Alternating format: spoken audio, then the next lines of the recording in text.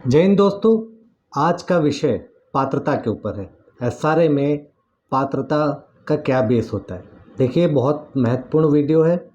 आपको जानना बहुत ज़रूरी है कि पात्रता कैसे निश्चित की जाती है और क्या क्या जीआर है और क्या क्या डॉक्यूमेंट्स लागू होते हैं। तो ध्यान से वीडियो को सुनिए, पूरा वीडियो देखिए। आपको आज मालूम पड़ने वाला है पात्रता का बेस क्या है। देखिए, पात्रता के ऊपर बहुत सारे जीआर है, जैसे कि 11 जुलाई 2001, 9 मार्च 2015, 16 मई 2015, 9 दिसंबर 2015 और 16 मई 2018। ये सभी एक एक स्टेज पे चलते हैं। ये जीआर इशू की गए हैं पात्रता के ऊपर गाइडलाइंस। देखिए, जो पात्रता में मूल डॉक्यूमेंट है वो है voter ID, light bill, survey receipt, assessment tax. ये 4 डॉक्यूमेंट ऐसा है जिसके ऊपर आपकी पात्रता निश्चित की जाती है सक्षम प्राधिकारी द्वारा। अब जानने वाली बात यह है कि पात्रता निश्चित करने वाली अथॉरिटीज़ कौन सी है। देखिए, लैंड प्राइवेट या कलेक्टर का है तो सक्षम प्राधिकारी करते हैं, बीएमसी का लैंड है तो बीएमसी एनेक्चर बनाते हैं, महाड़ा का लैंड है तो महाड़ा एनेक्चर बनाती है। आपको ये मालूम होना चाहिए कि आपका सक्षम प्राधिकारी कौन है।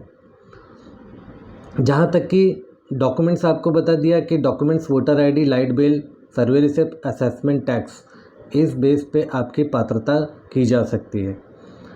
अब आप जानिए इसका शेड्यूल। देखिए कैसा है, पहले एसआरडी आया, एसआरडी के बाद में एसआरए में कन्वर्ट हो गया। एसआरए में पहले 1995 की पात्रता थी, फिर उसके बाद रिड्यूस करके 2000 तक के डॉक्यूमेंट को वैलिड कर दिया गया फ्री ऑफ कॉस्ट। उसकी पात्रता होने लगी 2000 तक का।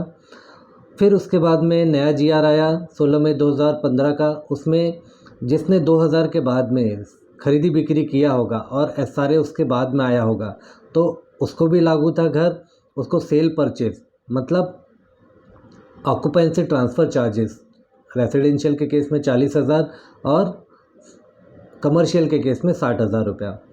फिर उसके बाद में जीआर आ गया आपका 16 मई 2018 का, जिसमें 2011 तक के लोगों को पात्र कर दिया गया, 1/1/2001 के बाद के और 1/1/2011 तक के जिसके पास डॉक्यूमेंट है उनकी पात्रता निश्चित की जाएगी, जो कि सशुल्क पात्रता होगा, जिस पे उनको कंस्ट्रक्शन कॉस्ट देना पड़ेगा। फिर उसके बाद में उसमें ये भी दिया गया कि अगर गलते के 2011, मान लीजिए गलते 2011 तक का किसी का डॉक्यूमेंट है और 2023 में आज आप खरीदी कर रहे हो तो आपका 16 मई 2015 के जीआर के अनुसार 40,000 रेसिडेंशियल, 60,000 कमर्शियल भर के उसमें पात्रता दी जाएगी। तो आपको समझने की ज़रूरत है। देखिए, पहले 95 की पात्रता होती थी, फिर 2000 की पात्रता हो गई, फिर सेल परचेज़ की पात्रता हो गई, फिर 2011 की पात्रता हो गई और 2011 में सेल परचेज़ की पात्रता हो गई। ये सभी प्रोविज़न्स में आप बैठ सकते हो यदि आपके पास में ये जो 3-4 डॉक्यूमेंट्स बताए गए हैं, निर्धारित किए गए हैं हर एक जीआर में, तो वो डॉक्यूमेंट्स होना ज़रूरी है। देखिए, वैलिड डॉक्यूमेंट्स होना ज़रूरी है। क्या होता क्या है, हम 1 का 2 करने लगते हैं, 2 का 4 करने लगते हैं तो डॉक्यूमेंट्स वैलिड नहीं होते। इस वजह से आपकी पात्रता रद्द होती है। अब आप कहते हो कि मेरी पात्रता क्यों रद्द हो रही है, लेकिन जब आपका एक सिंगल स्ट्रक्चर होगा और जेन्युइन डॉक्यूमेंट होगा तो आपकी पात्रता निश्चित की जाएगी। आपका एक से ज़्यादा होगा और आपके पास डॉक्यूमेंट नहीं होगा और आप पात्रता निश्चित कराएंगे तो आपकी पात्रता निश्चित नहीं होगी। अब यहाँ पे पात्रता के लिए हमें भटकना पड़ता है क्योंकि हम अपनी पात्रता पे ध्यान नहीं देते। एक्चुअली पात्रता सोसाइटी और डेवलपर का रोल नहीं है, वो आपके लिए एक ज़रिया है। पात्रता आपकी ज़िम्मेदारी है, आपको पात्रता कराना है। देखिए, आपके पास ये वैलिड डॉक्यूमेंट्स हैं तो आपको अपनी पात्रता करा के लेनी है। जब आप अपनी पात्रता करा के ले लेंगे तब आपको एसआरए में पूरे अधिकार मिलना तय है। यदि आप पात्र हो तो आप डेवलपर से भी लड़ सकते हो, सोसाइटी से भी लड़ सकते हो, सबसे लड़ सकते हो। यदि आप अपात्र हो तो इनके पीछे ही आपको चक्कर काटते रहना पड़ेगा। तो ज़रूरी है एसआरए में अपनी पात्रता करके लें। पात्रता हर एक बार मैं बोलते जा रहा हूँ, पात्रता बहुत ज़रूरी है और पात्रता ये आपको करना है, आपकी जिम्मेदारी है, आपके अलावा कोई आपकी पात्रता नहीं करे। हाँ देखिए, सोसाइटी डेवलपर ज़रिया है। जैसे डॉक्यूमेंट आपका एनेक्चर टू ड्राफ्ट एनेक्चर आ जाता है, फिर उसके बाद में फाइनल एनेक्चर आता है, तो ऑटोमेटिकली आपके डॉक्यूमेंट सबमिट होते हैं। सबमिट होते ही कहते हैं 6 महीने साल भर में आपकी पात्रता निश्चित हो जाए। अगर नहीं निश्चित होती है तो ऑटोमेटिकली ये चिंता का विषय है। आपको अपनी पात्रता करके लेना ज़रूरी है। क्या डॉक्यूमेंट कमी बेसी है, क्या आप किस क्लॉज के वजह से आपकी कहते पात्रता रुकी हुई है, वो आपको चेक करना बहुत ज़रूरी है और आपको अपनी पात्रता करके लेना बहुत ज़रूरी है। अब बात यहाँ पे ये आ जाती है कि हम कैसे करें। देखिए कैसा है, जो भी सक्षम प्राधिकारी है उनको आप अप्रोच कर सकते हो, आप अपने डॉक्यूमेंट्स उनको डायरेक्टली सबमिट कर सकते हो, आप अपना प्रोसीजर फॉलो कर सकते हो। आपको ज़रूरी है कि आप अपनी पात्रता के लिए खुद तत्पर रहें, उसके बाद में ही कहते कि किसी के ऊपर जिम्मेदारी।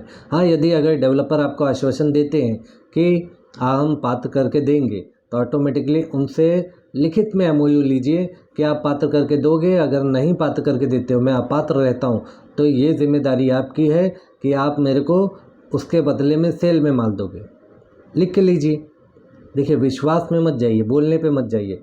जब तक आपको पेपर नहीं मिलता है पात्रता का एनेक्चर 2, आप समझ जाइए आप बहुत अंधकार में हो, आपको अपनी पात्रता करवानी पड़ेगी। जैसा कि डॉक्यूमेंट्स मैंने बता दिया, वोटर आईडी, लाइट बिल, सर्वे पावती और असेसमेंट टैक्स, इस बेस पे आपकी पात्रता होती है। ठीक है, तो ज़रूरी है आपको डॉक्यूमेंट जानना, ज़रूरी है आपको प्रोसेस जानना।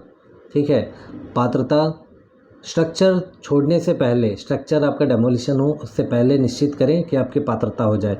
नहीं पात्रता हो रही तो आप कंसर्न कहते हैं डेवलपर से जो भी एमओयू बना के लेना चाहते हैं वैसा एमओयू ड्राफ्ट करके ले लें, जिससे आपको उसका बाद में बेनिफिट मिल सके। लेकिन ज़रूरी है, ये जिम्मेदारी आपकी है, पात्रता कहते हैं कि आपको ही करवाना है, क्योंकि स्ट्रक्चर आपका है। तो आप समझ गए होंगे कि कौन कौन से ईयर में क्या क्या प्रोविज़न्स थे, पात्रता की जिम्मेदारी किसकी है और पात्रता हो कैसे सकती है। देखिए कैसा है, इसमें ये भी बता दूं आपको कि जो भी 95 वाले थे उनके लिए जोड़ पत्र 3 लगा था, जो अभी 2000 वाले हैं उनके लिए भी जोड़ पत्र 3 लगता है। जिसने कहते हैं कि खरीदी बिक्री किया होगा 2000 के बाद में, उसके लिए जोड़ पत्र 4 लगता है खरीदी बिक्री का। 2011 वाले के लिए जोड़ पत्र 3 लगेगा, एक 2011 वाला, और जो उसमें खरीदी बिक्री किया होगा उसके लिए जोड़ पत्र 4 लगेगा, एक 2011 वाला। तो आप फॉर्म समझ लीजिए, जो 2000 में है उसके लिए एक 2000 का जोड़ पत्र 3, जो 2000 के बाद में खरीदी बिक्री है उसके लिए एक 2000 का खरीदी बिक्री का जोड़ पत्र 4 फॉर्म, 2011 में है उसके लिए जोड़ पत्र 3, एक 2011 का, और खरीदी बिक्री हुआ है 2011 का तो एक 2011 का जोड़ पत्र 4 खरीदी बिक्री के लिए। ये डॉक्यूमेंट्स के साथ में अपने वैलिड डॉक्यूमेंट लगाएं, सबमिशन करें, वेरिफिकेशन, उसका वेरिफिकेशन करेगा सक्षम प्राधिकारी। वेरिफिकेशन करके बाद में आपकी पात्रता निश्चित करेगा। जब तक आपकी पात्रता नहीं होती तो कैसा है, आपको अनिर्णित रखा जाता है, और या तो कहते हैं कि आपका वेरिफिकेशन आ गया, आपका डॉक्यूमेंट वैलिड नहीं है, तब आपको अपात्र कर दिया जाता है। अब अपात्र कर दिया गया तो उसके बाद में क्या प्रोसीजर है। अगर कैसा है, विद इन अ पीरियड कहते हैं कि आप वापस से कहते हैं डॉक्यूमेंट सबमिशन करके करते हैं तो आपकी पात्रता निश्चित हो जाएगी। एक सर्टन समय के बाद में आप जाते हो तो ऑटोमेटिकली आपको अपील के प्रोसीजर में जाना पड़ेगा under section 35 two additional collector. तो पात्रता आपका विषय है, जो स्लम डिवेलर है, जिसका झोपड़ा है, पात्रता उसको ही कराना है। बस कैसा है, वो नहीं करा रहा है तो ऑटोमेटिकली सोसाइटी और डेवलपर के ऊपर नज़र गड़ाए रखें कि मेरी पात्रता हो जाए 6 महीने साल भर में निश्चित, इससे ज़्यादा समय ना दे किसी को, और अपनी पात्रता निश्चित करके ले, क्योंकि पात्रता के बेस पे ही आपको रेंट, आपको घर, सब कुछ उसी के बेस पे मिलेगा। यदि आपको लड़ाई लड़ना पड़ा तो वो भी कहते कि एनेक्चर 2 जिसमें पात्रता होगी उसी के बेस पे होगा। तो ज़रूरी है पात्रता स्लम डिवेलर झोपड़ी धारक का विषय है।